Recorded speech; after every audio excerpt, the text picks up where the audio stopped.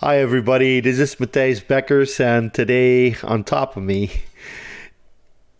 Here's Alan Metzger in Chicagoland again, yeah, smiling and being nice. I changed the screen setting just to test out what it's looking like because I wanted to have a better reading pane. So right now we're both in portrait mode, and Okay. the website is in portrait mode as well. So what we wanted to talk about is the closure of Pilgrim, the Pilgrim nuclear power plant. And yeah, I see that it has been running for 47 years. So that's a great track record. I mean, it's almost 50 years of continuous Yeah, it's a long operation. time. Uh, but they're closing it. Can you tell us something about why they're closing it, or some of the proceedings that have gone on? And Well, I mean, New England has had a pretty vocal group of anti-nuclear people for a long time, really, since even before the plants were built. Mhm. And they have, whether they were, really a big part of the reason or not, there are a number of, at least a couple of facilities out there that have already shut down. Yeah. Maine Yankee and Vermont Yankee both are shut down, and this is the last nuclear plant that's running in Massachusetts, Yeah. um, and it shut down yesterday. So we uh, um, we are now without 680 megawatts of clean, reliable, carbon-free energy that we didn't have before.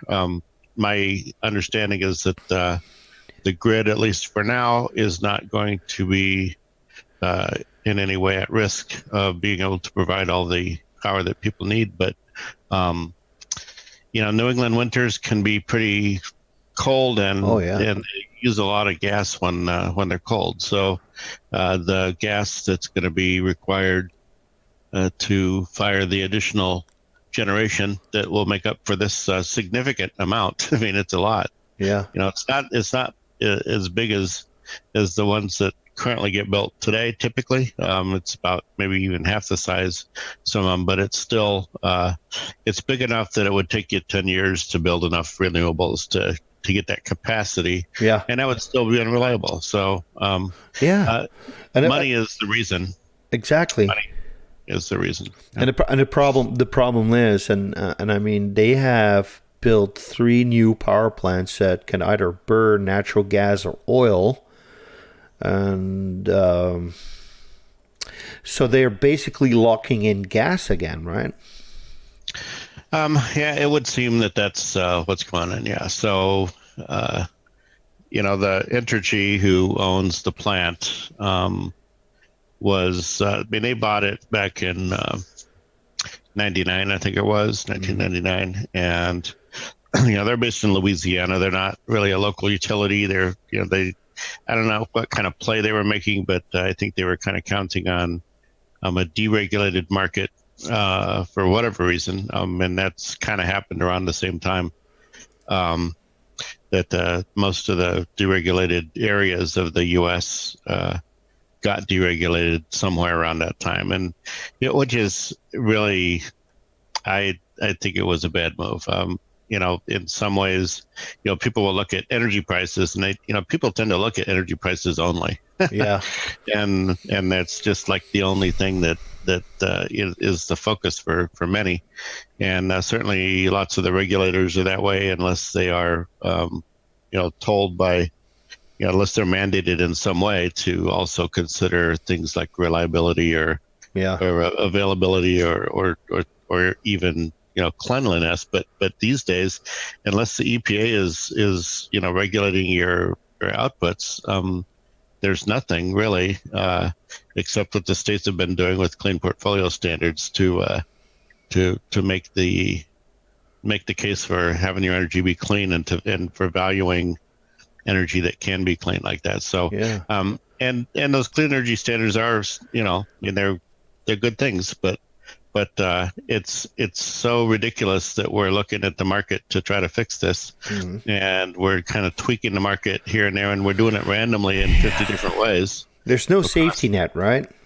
Yeah. So, and the really sad part is that this is really death for Pilgrim. It's never going to run again.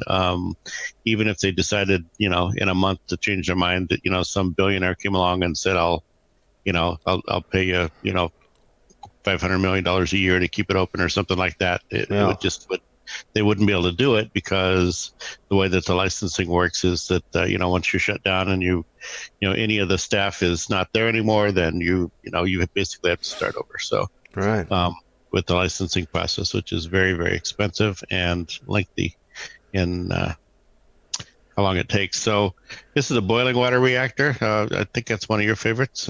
It was actually a pretty good. I'm happy with any reactor, but boiling water reactors are simple, and simple reactors are good. Yeah, there's a reason that they invented them, right? Over the pressurized, design. And there's a lot of pressure involved in both of them, but it was not an exceptionally expensive reactor to build. I don't know what the history was in terms of how long it took to actually build, but it seems like 4 years. It was not 4 years, really fraught with lots of issues like many were, and even some that were built back then took a long time, but this one seemed to be pretty smooth, which is a little surprising, because I would have expected to read about more protesting and people throwing up lawsuits to try to keep it from happening, because they did that with Seabrook. New Hampshire Seabrook is probably the closest one. That's the last one in New England, right? Seabrook. I think so. If I'm looking at my map here, Seabrook, Pilgrim. There's Millstone, which is Connecticut. But it's Connecticut is not New England, but right? It can be. It really, for some strange reason, I don't know. It's kind of on the edge there, but it does have some state subsidies, basically. Okay, there's a safety net. PPA, I think it is. So they take advantage of the state committing to buying power from it. Here are the numbers for Pilgrim. Construction began August 26, 1968, and the commission date was December 1st, 1972.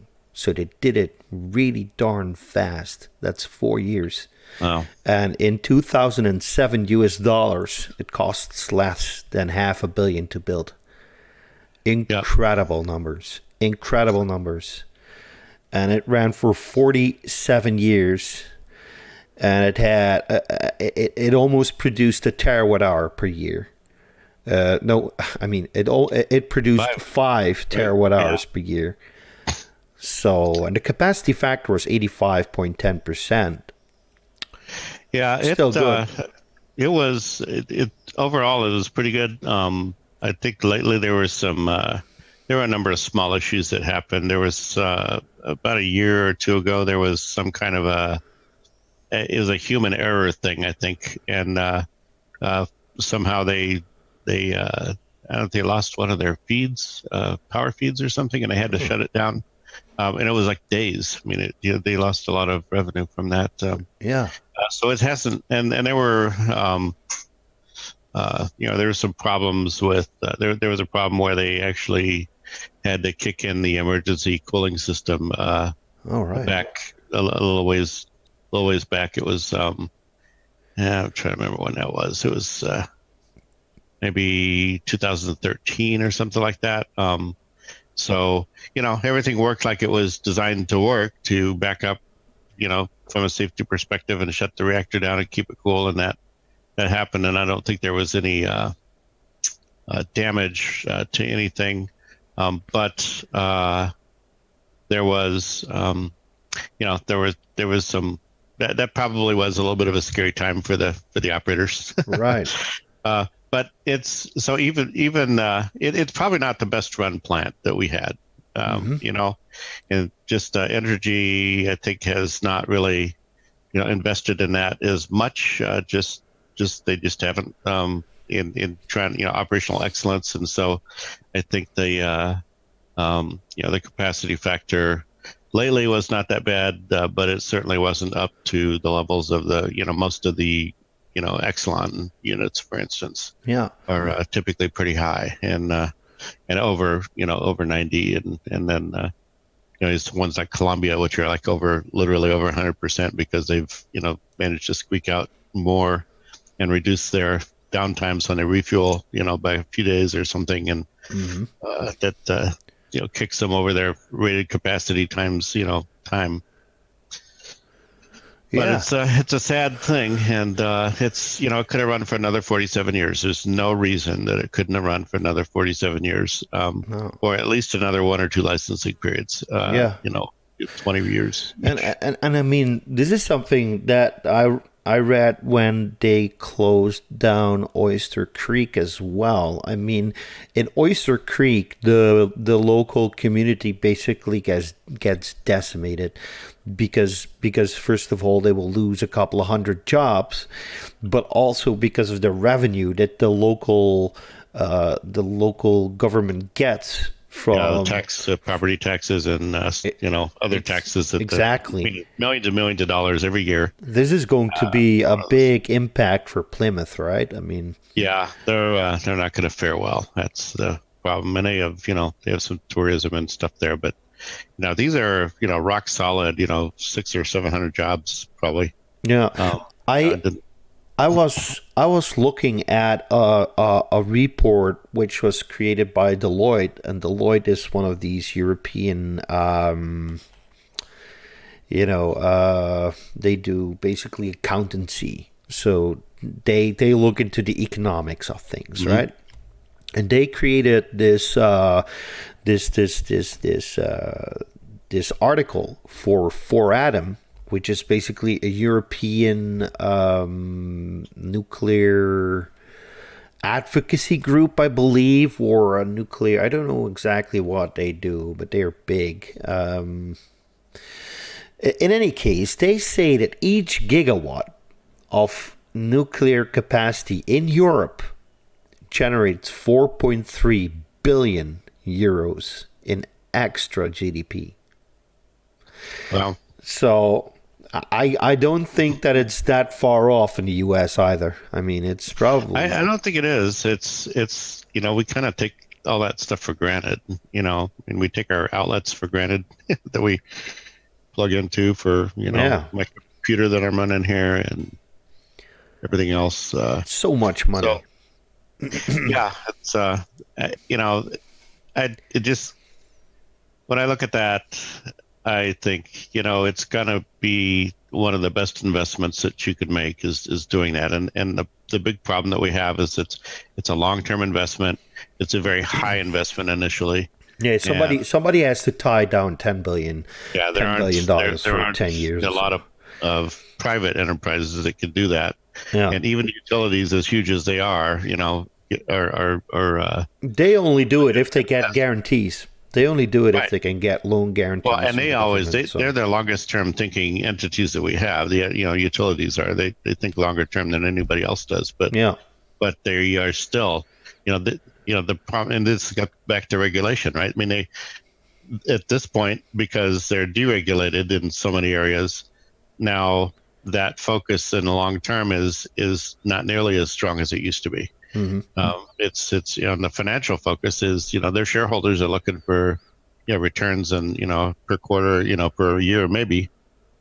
Yeah, and that's where we lose our nuclear capacity, because then for some reason because the benefits that we are talking about, the added GDP, that is much more than they make themselves. So they just do the simple cost-benefit analysis. Yeah, right. They don't care about any of that other stuff. It's a black box thing, For them, this plant exists in a vacuum, and all they care about is what goes in and what comes out. and that balance has to be positive or overwhelmingly positive in order for it, because they don't want to they don't want to take the risk that they have, like you said, something goes wrong and they have to, they have to cease operations for like a couple of days, or cease production, I mean, not operations, cease production for a week or 2 weeks or 3 weeks, and then all of a sudden the profitability goes down the drain. And there should be a safety net for something like that. And all the costs remain there, when they have to shut down for any reason. Yeah, and then there's the curtailment issue. The fact that the regulator or the market says no, you have to shut down your nuclear reactor, or otherwise we're going to penalize you for the energy that you're putting onto the grid. Right. And they never, they never do shut it down because the cost is greater, so they end up paying to put their electricity on the grid because the wind farms are big right then or something. Yeah. And that's how we lose 5 terawatts of 5 terawatt per year, 5 terawatt hours a year. Perfectly fine, great operating, carbon free electricity.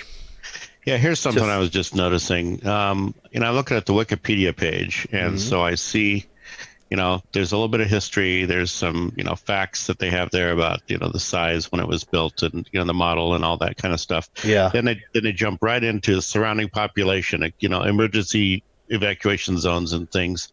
Yeah. And then they talk about the environmental impacts on the sea, the bay that's right there. And they talk about the seismic risk, and nowhere do they say anything about the massive benefits to the community or to the electric grid. Yeah, it's all bad, right? Nowhere. It's all bad. Yeah, we should probably fix that. And we can. I mean, this is Wikipedia. Yeah. We should get people on there that say benefits. I mean, there's probably guys out there who can reference that. I mean, the whole point is you need to reference it, but it should be in there. But it's there are people that can do those sorts of things. And, I'm not that great at it. I tried to edit myself into a Wikipedia page once. It's you need somebody that's pretty focused and that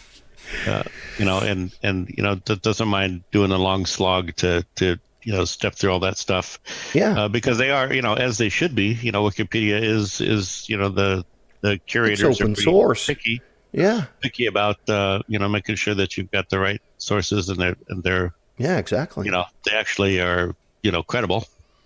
So that's I think that's an area where we could make some positive difference and focus on. That's actually a good idea, but that's going to take a lot of work and people need to dedicate a lot of time to that.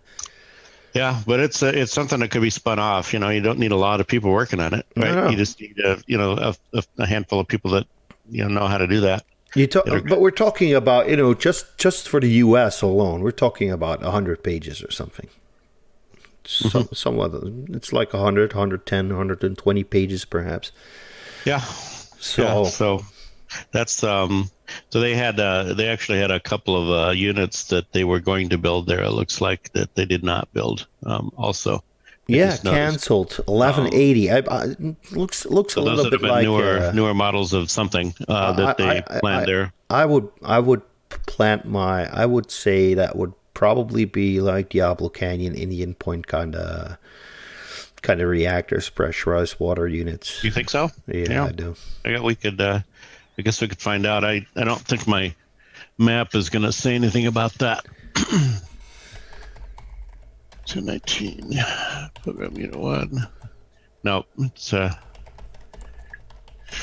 was too long ago for it to be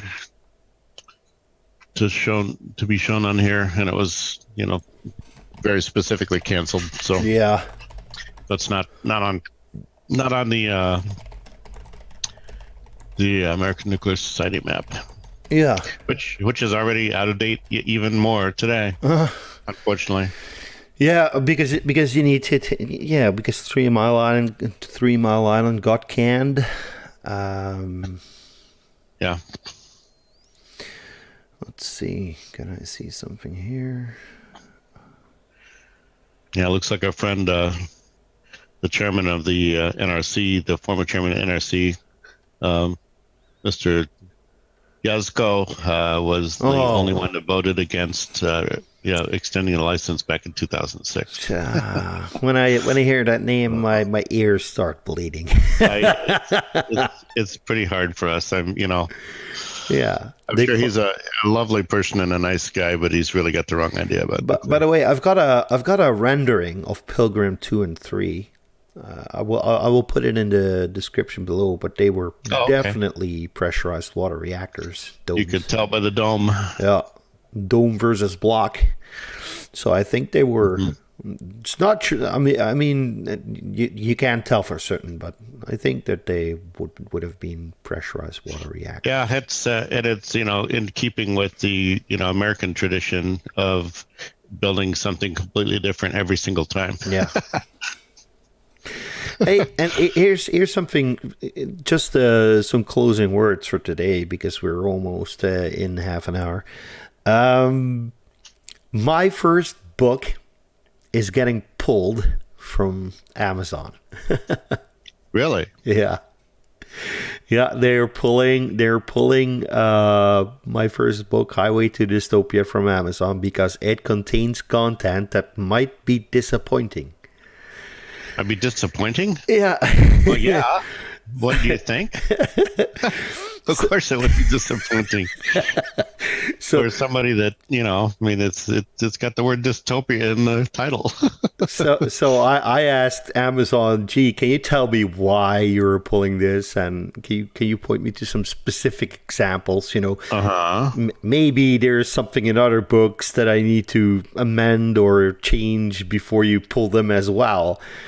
Now, there's a little bit of schadenfreude here because, I was proud of my accomplishment of basically publishing my first book. But in hindsight, I'm not very proud of what I've written back then. I think that I could have done a much better job, and I think that the books that I wrote afterwards, Science a la carte, the Non-Solutions Project, and Climate Zero Hour are much better books. Well, and you would, one would think you would, get better as you get more experience, right? I mean, yeah, but yeah. So I'm not really that disappointed that they are doing it, but I'm very disappointed with them that they cannot give me a reason why. Other than just, it doesn't comply with the rules and regulations and the terms and whatever, and it will be disappointing for readers. And that's just like, yeah. Is that how you treat somebody who brings money into your pockets? Yeah, I don't know. I mean, people, yell at these big outfits like Facebook and Amazon and Google and others about, what, kind of policing some of the stuff that's going on. And so they have to do something, and I kind of feel for them because I know it's a really hard problem to solve in an equitable way. But you know what? They're freaking Amazon or Google or Facebook. I mean, they can do this, if they want to do this, and they can spend some money on it and make it happen in a way that makes sense. And maybe even create a staff of real people that can, work with folks like you that can help you understand and help you do better the next time if that's what's needed or whatever. But, it's, they're not, it's not a primary focus for them at all. They're just gods within their own realm and they think they can do what they want. So they really don't care. I was thinking about at least buying like 1,000 copies of my latest book. Like, get some sugar daddy to get the whole stock of it. Yeah, let's please at least salvage what can be salvaged. Well, I mean, all the reviews are good. Yeah. They're not a huge number. There might, maybe it's disappointing that they didn't sell as many as they wanted. I think that's the problem, Although, it doesn't really cost them anything to list it. I mean, I don't know. I don't know. I don't know. Can't be much. It's pretty darn cheap. I mean, they basically get everything. They get IP. They get, everything. You need to format it yourself. So they get that. You need to provide your own cover, so they get that. and they have this print on demand service, which basically makes you pay for the book that other people buy, and then you get the revenue out of it. So yeah, it's kind of a scam actually. It's a zero risk thing for them. Yep. Yep. So well, I'm glad I have my copy. Yeah. It'd be like a collector's item now. Now it is. Even with all the crap that I wrote in there, especially in the parts about religion, and in the appendix wasn't really that great. But you know what? You have to be reasonable, and you have to be critical of your own work. Well, yeah. I mean, everybody learns from their experience, and you're not any different. Exactly. Anybody else, and understanding that, and understanding where you having enough humility to see that you could improve, and then working on actually doing that. Mm-hmm. Those are things that a lot of people just don't do enough of. Exactly. Myself included. Do you have any final words, Al? Just Pilgrim, rest in peace. It just, it breaks my heart that we have a working nuclear reactor that works, that was running just fine. That's now gone forever. And it makes me sad, because I know that the pollution levels will go up, the CO2 levels will go up, being emitted. And, we can't afford to be doing stuff like that. There's just one little Band-Aid against the bleeding, and that's that Taishan 2 went online. Within 5 days from each other. So we got 1,650 megawatts back from it. But, I rather not trade. I just want them both. Yeah. Right. So that's it for today. Okay. Have everybody have a good day. Whatever time of day it is for you, good day or good night. And we will talk to you next week. Thank you all for watching. Bye-bye.